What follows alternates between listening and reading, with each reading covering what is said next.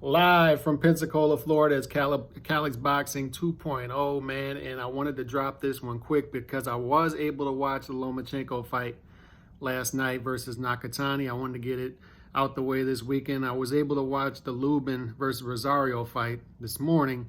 Still haven't watched the Tank fight. So you're going to see the Lubin-Rosario post-fight probably on Tuesday, and then you're going to see the Tank, my thoughts on Tank, probably Monday night when I get back in town. But I wanted to get this out of the way while it was fresh in my mind because I was very impressed with Lomachenko last night. Very, very, very impressed, man. Lomachenko is back.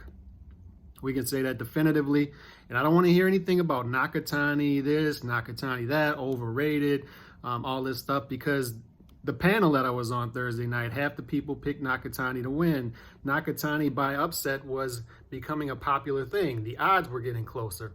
A lot of it had to do with Lomachenko being off for 8-9 months after the Teofimo loss, another shoulder surgery, etc., slow starter. But this time, Lomachenko started quick. He beat up on Nakatani. He won every second of the fight and stopped him. In my prediction video, I thought Nakatani was going to last 12 rounds. He's a guy who is durable. You know, you can talk about the orbital bone, etc., but this is a guy who went 12 with Teofimo. This is a guy who has taken punishment and lasted throughout fights. This is a guy who is big for the weight.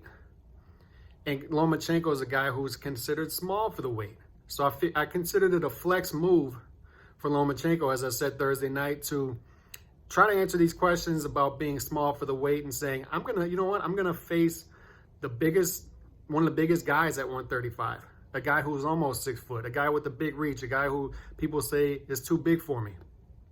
And I'm going to beat up on him. You know, I'm going to come back, not against a light touch. I'm going to come back against the guy that Teofimo faced and had, you can say, some issues with. Teofimo still clearly won the fight, but Nakatani went 12 rounds with him. So I think it was important for Lomachenko in his mind to stop this guy and do it more impressively than Teofimo did, because Lomachenko wants that second Teofimo fight and Top Rank wants it. And you saw Teofimo Sr. there saying, we want the fight. Give us that second fight.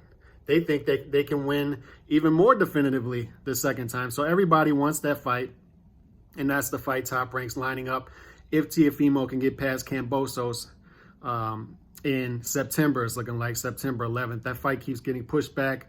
I want that fight to get through. I want that fight to get done. As much as I like Kambosos, as much as I think that'll be an entertaining fight, I want Teofimo to get past it. And let's get on to Teofimo versus Lomachenko too.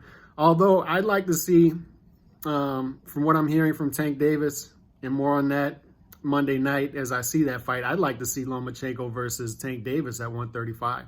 That's the fight I'd like to see. Or Teofimo versus Tank Davis at 140. But rematch, I'm completely fine with. Because I think Lomachenko, from what I saw last night, this is the Lomachenko that I've seen throughout his career. Nothing has changed. When I watch the Teofimo fight, it's either one of two things. Either Lomachenko did have issues with his shoulder coming into that fight, or Teofimo Lopez is that special. One of the two, and it could be a mixture of both. But a rematch, we would figure that out. So that's why I'm looking forward to a rematch with that fight. But Lomachenko did a lot of things well in this fight. Used his angles as he always does. Those straight lefts were beautiful. The straight lefts that he was setting up with the angles. Nakatani did a great job of once again showing heart, and he continued to come forward even through the punishment, using his jabs, using his straight rights. Nakatani is a tough fighter, man, and a game fighter. Like I said, I don't want to hear any of the revisionist history. This was seen as a tough fight for Teofimo coming in, and rightfully so. Nakatani's a tough fighter, and coming off of a loss for Lomachenko is a tough fight, man. It's a tough fight, and Lomachenko passed with flying colors. He did enough for me to say, you know what, he's back. He's back, and he fits in well at the top of 135. People were writing him off after this fight, man. Little Lomachenko, little Loma, exposed, overrated. this guy still fits in well at the top of 135. You know, and he considers himself a 135-pound fighter. I don't want to hear anything about him being too small for the division if he loses fights. He's a 135-pound fighter, man. 135, stay there. There are a lot of fights to be made at the top of that division. As we said, Teofimo Lopez, Devin Haney, Ryan Garcia. If Tank drops back down to 135, those are fights that could be made, man. Start heating up that division. All right, but Lomachenko looked great, man. Used those angles well. The lateral movement looked great. The reflexes looked great. Everything was there for him. Everything was there for him against a tough opponent in Nakatani.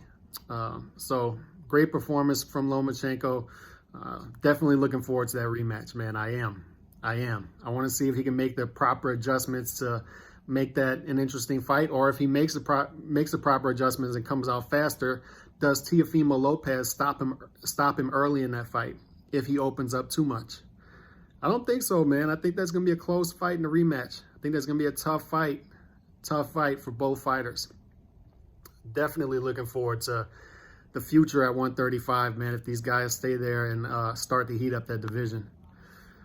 Or if Lopez moves up to 140 eventually, and you will see him in there with guys like Josh Taylor, Jose Ramirez, etc., etc. Tank Davis.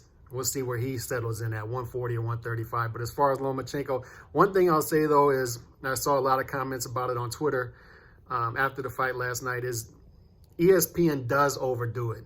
They do, man. They were making every excuse in the book for the Teofimo Lopez loss.